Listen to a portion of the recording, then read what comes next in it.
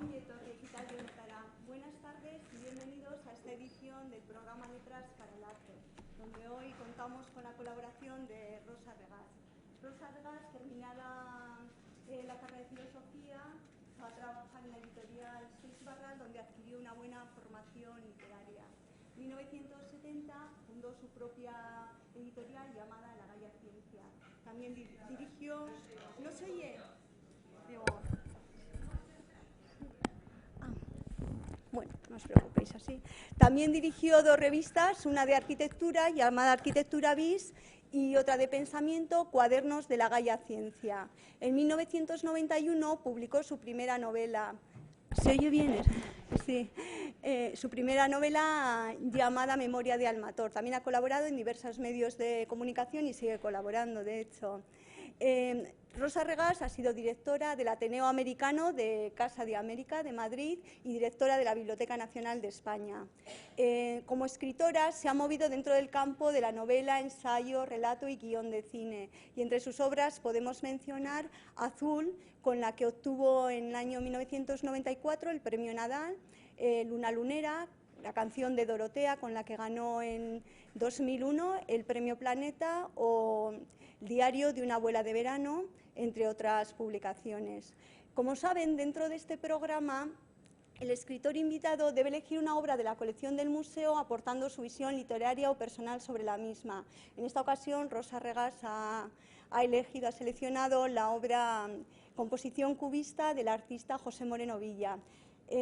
Siempre que podemos subimos la obra al auditorio para que puedan disfrutar de ella. En esta ocasión ha sido imposible porque está prestada a otro museo y, como veis, podéis ver la imagen, que es lo único que hemos podido traer. Recordarles que dentro del programa Letras para el Arte, Ángela Balvey estará con nosotros el 17 de febrero y Gerardo Marculeta el 17 de marzo. Sin más, les dejo con Rosa Regás y agradecerles su presencia. Mila esker etortxagatik, Rosa Regás.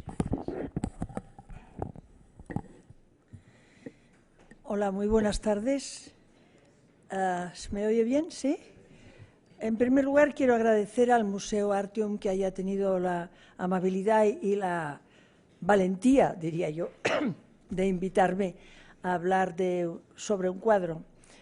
Como repetiré a lo largo de mi pequeña conferencia durante por lo menos 3 o 4 veces, yo no soy una experta, no soy en absoluto una experta, pero agradezco sobre todo que me hayan invitado porque me ha dado la oportunidad de profundizar en una obra que, bueno, no era, ya he dicho que no soy experta, pero que tampoco la tenía bastante clara.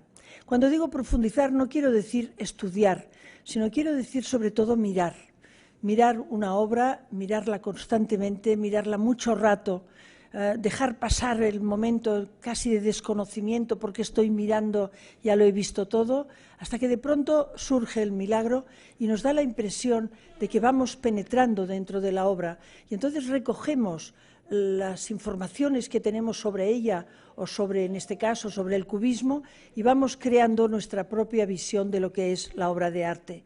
Esto es lo que yo considero que es la creación y esta creación a la que estamos todos abocados si somos capaces de mirar un cuadro, de leer un libro, de escuchar una música y de tantas otras cosas, es de lo que yo voy a hablar, voy a hablar y leer sobre lo que he decidido de este cuadro, cuál es mi visión.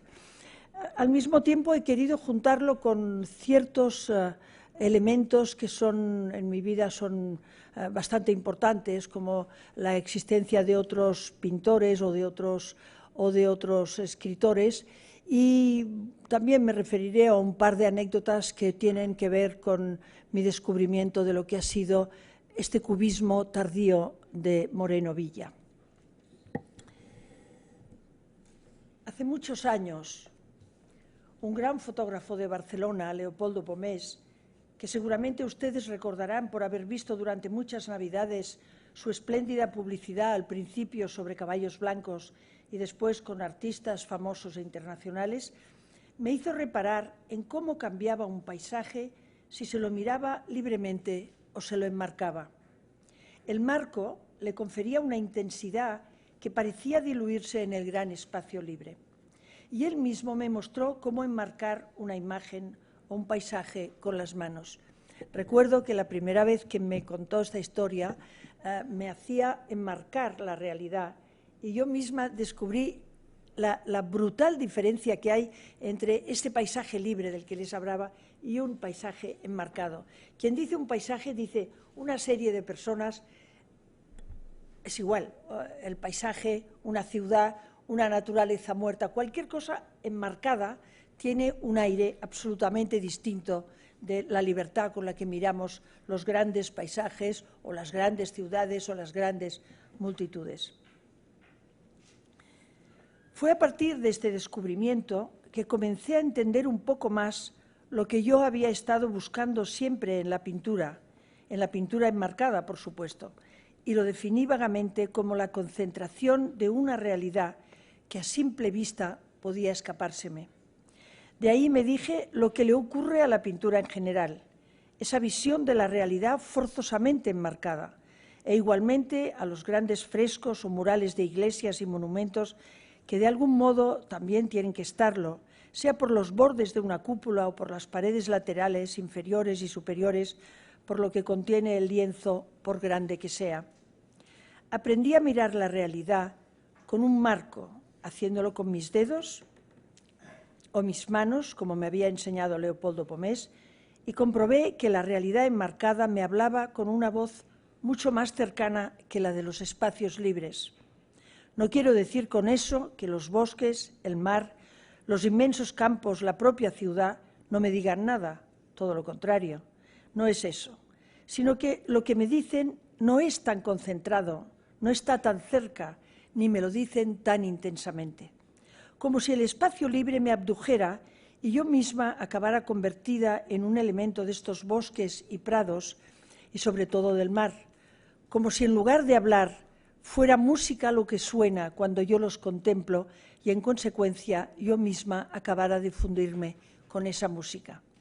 En cambio, si lo enmarcaba, se establecía de inmediato un largo y profundo diálogo entre los bosques y yo, el mar y yo, los ríos y yo, sobre su propia identidad y sobre mi función respecto a lo que tenía ante mis ojos.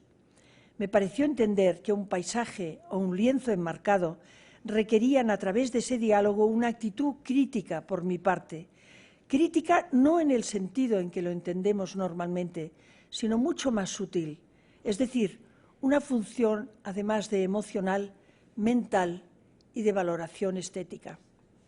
Y ya se sabe que cuando se hace un descubrimiento, la magia que se produce en el conocimiento que se adquiere pasa a ser, tras la inicial sorpresa, un terreno abonado para un nuevo descubrimiento. Fue así, concentrándome en el cuadro y consciente en todo momento de la recién descubierta intensidad que me proporcionaba el hecho de haberlo enmarcado yo misma o el artista y de haber dado preponderancia a mi mirada en este mismo acto de relación con él cuando comprendí que había algo más que yo exigía de la pintura. Comencé a mirar un cuadro intentando no solo disfrutarlo, sino descifrarlo a partir de los conocimientos que de él tenía, y me di cuenta de que en esa mirada escrutadora se condensa un acto de creación tan válido como el del artista, tal vez no tan meritorio, pero igualmente necesario.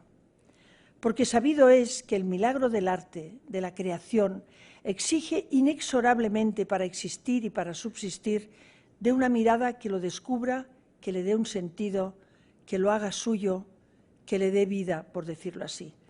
Del mismo modo que la actuación de un actor o una actriz precisa de un público por reducido que sea y que un poema, para no morir de inanición, necesita el lector que lo rescate de la cárcel de letras en que vive.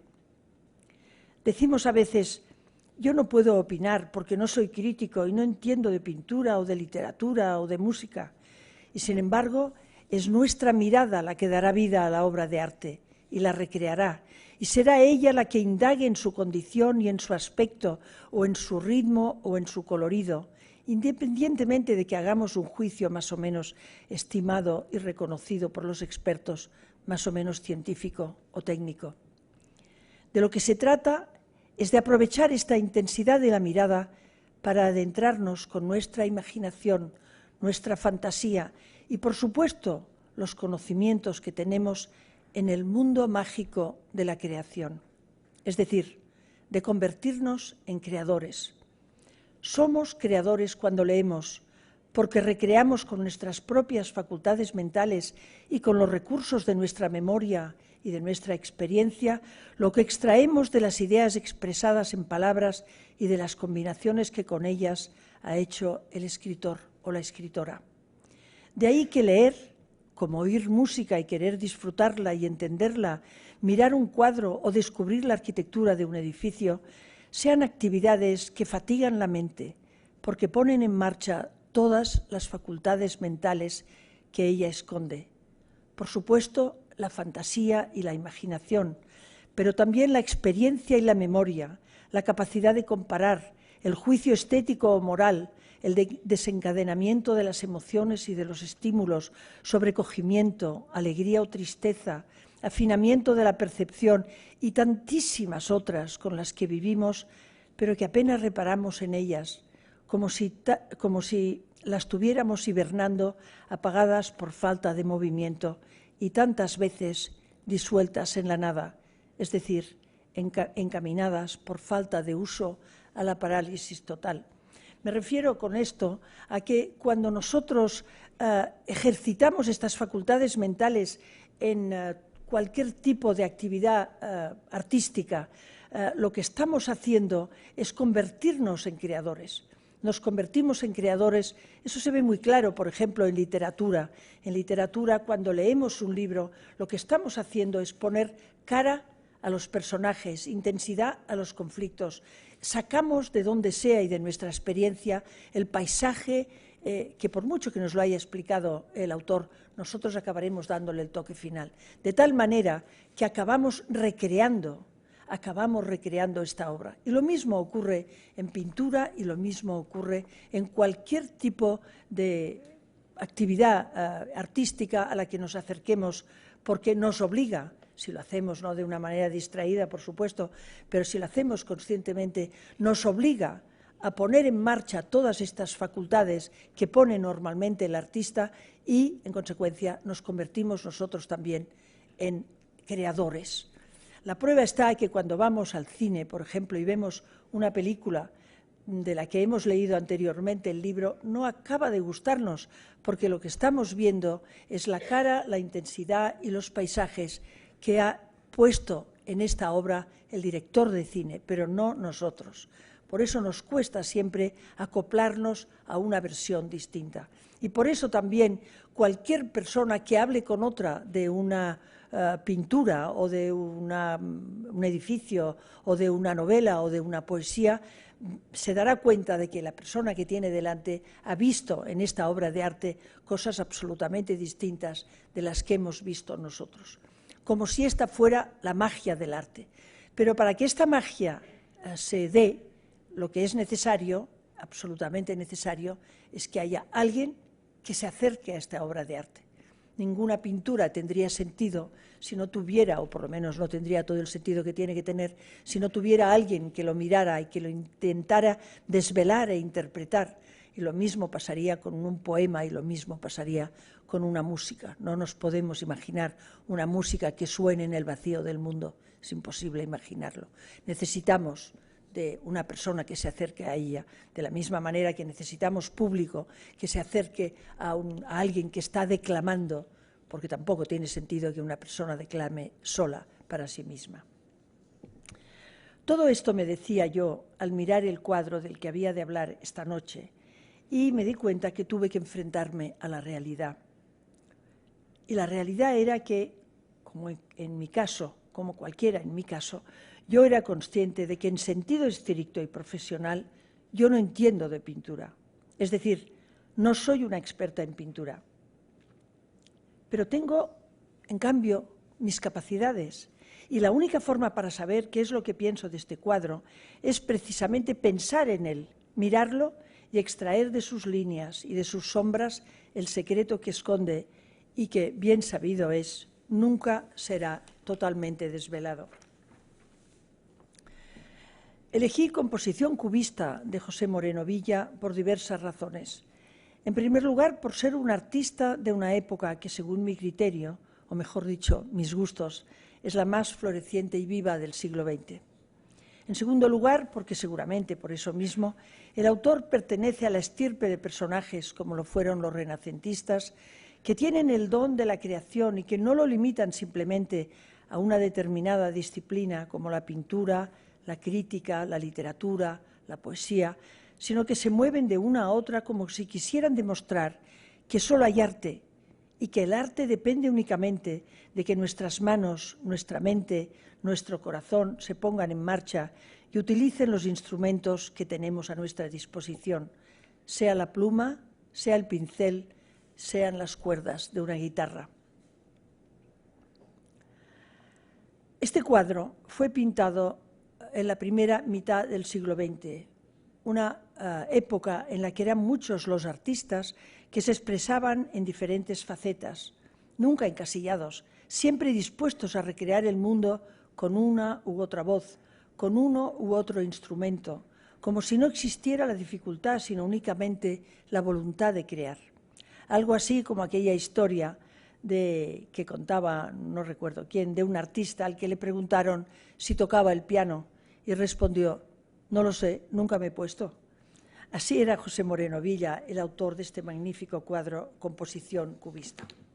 Y en tercer lugar, elegí el cuadro de Moreno Villa porque me tentó muchísimo la biografía de este autor. Un hombre que era un literato, pero que también era un pintor, que pasó del cubismo al expresionismo. Ya veremos después lo que yo creo, por qué pasó de uno a otro o por qué se detuvo en el cubismo. Pero todo este florecimiento y toda su agrupación con la generación del 27 quedó absolutamente truncada en el año 1939, cuando ganaron los fascistas el golpe de Estado y él tuvo que exiliarse. Esto le ha ocurrido a una gran cantidad de personas, tal vez porque me toca un poco muy de cerca por ser una parte de la historia de mi familia. Todos ellos merecen mi respeto y todos ellos para mí son profundamente atractivos. Son personas que han llegado a la cúspide de lo que podía ser su arte y que de pronto se han visto relegados, apartados de lo que era el desarrollo del arte en su propia tierra, en su propio terreno, por decirlo así. Moreno Villa había nacido en Málaga en 1887 y hasta que comenzó a pintar a principios de los años 20 del siglo XX, se le conocía, es más, era famoso por sus poemas. Pertenecía a una familia acomodada que se dedicaba al negocio de vinos y tal vez por eso su padre, con la esperanza e incluso la seguridad de que su hijo siguiera sus pasos en el negocio, le envió a estudiar química a Alemania cuando solo tenía 17 años y donde Moreno Villa se quedó hasta cumplir los 21. Pero José debía ya tener en marcha su vocación de escritor, porque a su vuelta fundó en Málaga la revista Gibralfaro, que concitó el interés de los intelectuales malagueños y fue la única revista literaria de la ciudad hasta que Manuel Altolaguirre fundó Litoral. Durante años fue conocido solamente por su poesía, que se inspiraba sobre todo en los autores de la generación del 98. En Madrid participó en las actividades de la Institución Libre de Enseñanza y la Residencia de Estudiantes, es decir, era una persona desde el punto de vista artístico profundamente progresista. Y se inició en la crítica de arte siendo uno de los más apasionados críticos sobre cubismo y sobre surrealismo que ayudó a introducir en España y de otras vanguardias artísticas. Tal vez con la pintura le ocurrió como con la poesía. Hasta 1920 estuvo bajo la influencia de la generación del 98 y después pasó a formar parte del ideario político de la generación del 27, hasta 1936 y finalmente hasta su muerte en 1955. Su poesía, ya en México, fue adquiriendo paulatinamente nostalgia y melancolía, casi sin más influencia que la de sus propias lecturas y sus contactos con la Ciudad de México, donde, como he dicho antes, tuvo que exiliarse por haberse mantenido fiel a la legalidad de la Segunda República. En pintura le ocurrió algo parecido. En el Museo de Málaga, donde se conservan 49 de sus pinturas, asistimos a un panorama de su creación pictórica que engloba muy distintas realizaciones, influencias y matices en una serie de estilos y de influencias de variado origen realizados en técnicas distintas. Por esto es difícil definir lo que fue su obra, la espléndida obra de un hombre que parecía haberse encontrado en el centro de una serie de corrientes tumultuosas y apasionadas, como fueron los movimientos vanguardistas de toda esta época, y hubiera sabido y querido beber en todas ellas en busca de su propia identidad. Fue cubista de 1925 a 1929, cuando el cubismo llegaba a España tardíamente, en el momento en que en París ya era poco menos que una forma de clasicismo moderno. Y después se volcó en el surrealismo, en el que a todas luces parecía sentirse mejor. Pero ambas, como ha reconocido la crítica, fueron la base de toda su obra. A todo esto tuvo que añadirse la profunda evolución en su concepto de la pintura y en la elección de las distintas técnicas provocadas por las variadas influencias que recibiría en México, a donde, como ya he dicho, tuvo que exiliarse. Una historia, la suya, que me recuerda la del gran escritor Max Eupp, también exiliado a México, como José Moreno Villa. Él fue escritor, pero también fue pintor, aunque mucho menos famoso, y fue grabador, y fue un personaje de cantidades de resonancias literarias y artísticas. En 1958, Max Eupp tuvo la genial ocurrencia de inventar un personaje, un pintor catalán llamado Josep Torres Campanals, a quien vinculó con el nacimiento del cubismo, junto con Braque y Picasso, cuya vida y obra dio a conocer en una magnífica exposición en la Galería Excelsior en la Ciudad de México, como si todo hubiera sido un sagaz descubrimiento suyo. Tengo que decir, con todo el dolor de mi alma, que yo tenía un libro sobre Josep Torres Campanals, la biografía que Max Eupp escribió y que se publicó, no solo en México, sino en España. Yo conocí a Max Eupp cuando estaba en la editorial Seix Barral en los años 60, final de los 60, y allí publicamos esta biografía de Josep Torres Campanals, donde estaban todos los cuadros que él mismo había pintado. Pero la he buscado por todas partes y no la he encontrado. Con tantos cambios de casa seguramente se habrá perdido, o alguien me la habrá robado, o yo misma la habré dejado a alguien. Pero lo curioso es que he buscado por todas partes, en internet, en librerías, a ver si encontraba algún cuadro, y no lo he encontrado, porque realmente lo que me llamó la atención es que los cuadros que había pintado Max Eupp se parecían mucho a los de Moreno Villa. Y es curioso pensar que Max Eupp atribuía a Josep Torres Campanals, al pintor, haber estado con Picasso a principios del siglo, es decir, en 1908, 1909. Pero los cuadros tienen mucho más parecido con Moreno Villa, que pintó sus cuadros cubistas en 1925. Esto es lo que me había llamado la atención. Pero no he podido encontrarlo, o sea que no se lo puedo explicar. Pero si alguna vez tienen ocasión de encontrar este pintor, que no es pintor, es falso pintor, que se llamaba Josep Torres Campanals, se darán cuenta de que se parece mucho más a este cubismo tardío de Moreno Villa que al cubismo más frío que tenía Picasso o Braque o el propio Juan Gris. La crítica creyó a Max Eupp y quedó desconcertada, porque Max Eupp lo presentó como uno de los grandes descubridores del cubismo, junto con Picasso y con Braque y con Juan Gris. En diversos países hubo periódicos que comentaron la obra del pintor, que nunca existió. Fue una genial broma de Max Eupp. Pero lo más curioso es que fue el propio Max Eupp quien pintó todos los cuadros cubistas y montó un edificio completo de críticas y recensiones, testimonios de pintores de París de los primeros años del siglo, para que quedara documentada la obra del genio imaginario, atribuyéndole quizás sus propios gustos en materia pictórica y su propia manera de entender este turismo tardío, que también es la manera de entender el turismo que ha tenido Moreno Villa. O al menos buscando una personalidad crítica conflictiva. Porque según Max Eupp, Josep Torres Campanals, que era un hombre que había, un catalán, que me parece que era incluso hijo de un payés catalán, que no se sabe, sí, ya recuerdo que no sé, había estado luchando en París y además se puso a trabajar en París y le pusieron a limpiar el Museo del Louvre. Y entonces él entró, y entonces cuando empezó a ver cosas, se compró una caja de lápices y dijo, bueno, voy a ver lo que yo sé hacer. Y entonces conoció a Picasso, todo esto según la historia de Max Eupp, conoció a Picasso y juntos, decía Max Eupp, crearon el cubismo, se inventaron el cubismo. Porque según Max Eupp, Josep Torres Campalans había sido un vanguardista intuitivo y perspicaz que admiraba a Picasso y detestaba a Juan Gris. Así lo explica el propio Max Eupp en la biografía, esa biografía que he perdido, que escribió, igual que había pintado sus cuadros del supuesto pintor, donde hay igualmente bibliografía, cronología y fotografías del artista. La verdad es que Max Eupp no le gustaba a Juan Gris, por eso lo puso en boca del pintor imaginario, le puso sus propias opiniones. Había además un cuaderno verde donde se encuentran una serie de apuntes y pensamientos de Josep Torres Campalans, escritos durante los años de 1906 a 1914, fecha en la que Josep Torres Campalans se retiró a Chiapas.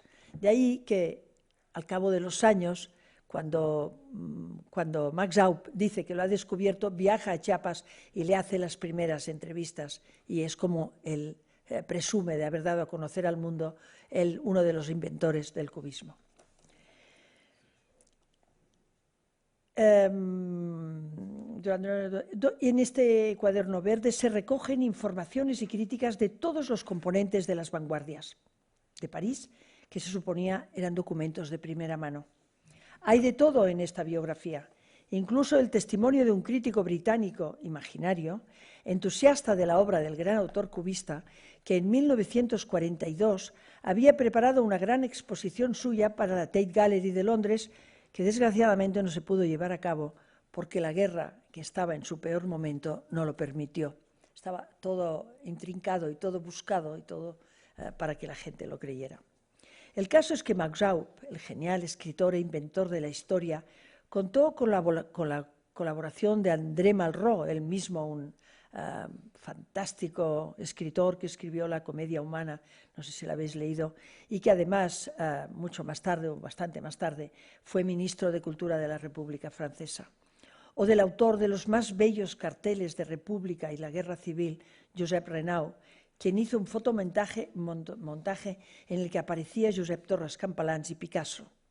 Es fácil comprender que este fotomontaje acabó convenciendo a más de un crítico durante todo el tiempo que duró la broma. Si he hablado de este autor, de este pintor imaginario y de la estupenda historia que logró engañar a la crítica internacional, ha sido porque los cuadros cubistas que pintó Max Eupp para atribuírselos a Josep Torres Campalans eran tan cubistas y pretendían representar tan sinceramente el movimiento que me recordaron la composición cubista de José Moreno Villa, como si fueran pinturas que vieran el cubismo con la distancia de los años, no lo que fueron realmente los cuadros cubistas de los años 1905 y 1906, que el artista estaba inmerso en el propio cambio que se estaba operando. Ellos, desde 1925, uno, y el otro, desde la visión del propio Max Eupp, que era mucho mayor, también lo veían como si el tiempo ya hubiera pasado y lo veían un poco explicando su propia historia. No digo que fueran iguales, por supuesto, pero sí que recogían características esenciales del cubismo, como por ejemplo el hecho de que fueran naturalezas muertas, la presencia de jarros y guitarras, la contundencia del color, el recurso a las naturalezas muertas y cierta melancolía y nostalgia por un movimiento que tanto en un caso como en otro consideraban excelso, pero al que se mira y se sigue más por admiración que provoca, sobre todo por lo que suponen de paso inevitable hacia la modernidad. Como dice el crítico Eugenio Carmona en sus estudios publicados en 1987 y en 1999, Moreno Villa no explora la facetación, sino que opta por establecer grandes planos abstractos. La palabra facetación que utiliza Eugenio Carmona creo que pretende hablarnos de las distintas caras o lados de la realidad que se está pintando, lo que había sido una de las más preocupaciones más intensas de Picasso en sus inicios del cubismo, cuando investigaba sobre cómo situar y representar esas caras en una pintura, o bien cómo sugerir los volúmenes sin recurrir al claro oscuro. Voy a ver si soy capaz. No, no soy capaz. ¿Dónde está mi...? Ah, ya está. Bueno, este es el cuadro.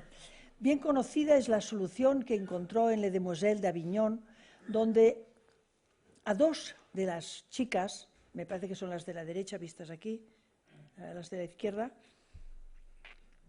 les aplastó la nariz hacia un lado, una solución que veremos de nuevo en Picasso y en todos los cubistas, incluidos los tardíos como Moreno Villa en esa composición cubista, y no solo con narices, sino como solución al problema de pintar los volúmenes sin utilizar la perspectiva, es decir, la descomposición de la realidad, que es lo que yo supongo que pretendían. Aquí vemos esta nariz, se ve bien, ¿no? Sí, esta nariz que está, en lugar de pintar la nariz como se había pintado hasta entonces con claroscuros, dando idea de profundidad y del volumen, lo que hace es aplastarla en planos casi de un mismo color, sin matizar el color, para que se note que ha descompuesto esta realidad.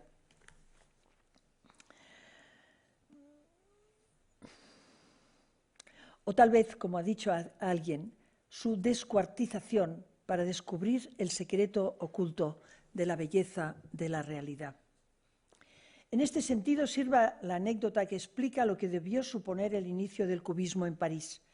Durante el invierno de 1906-1907, que es cuando pintó Les Demoiselles d'Avignon, este cuadro que acabamos de ver y que fue el que dio la estampida del cubismo, Picasso había acabado Demoiselles d'Avignon, la pintura con la que, según los historiadores y críticos, se inicia definitivamente el cubismo, e invitó a varios pintores amigos y galeristas a verlo. Era una novedad y casi una audacia que el joven pintor español, que llevaba solo 2 años viviendo miserablemente en París, se hubiera atrevido a pintar un cuadro de 2,5 metros de lado que representaba 5 desnudos femeninos sin más aderezo o adorno que unas pocas frutas en el cielo. Estas frutitas que vemos aquí. En el suelo. ¿He dicho en el cielo? Pues no, quería decir en el suelo. Los cuerpos estaban pintados en planos, no en volúmenes. Eso sería fundamental para el cubismo. Casi sin modelar, simplemente con una serie de rasgos claros u oscuros, nunca claroscuros, que sugerían las formas sin individualizarlas y con los rasgos reducidos a un dibujo esquemático. Los que lo vieron salían estupefactos y con la impresión de que era una pintura hecha a hachazos, sin modelar, sin claroscuros, con líneas sugerentes pero no definitorias, es decir, una realidad que al llegar al ojo del artista acababa descomponiéndose. Y eso era el cubismo. Los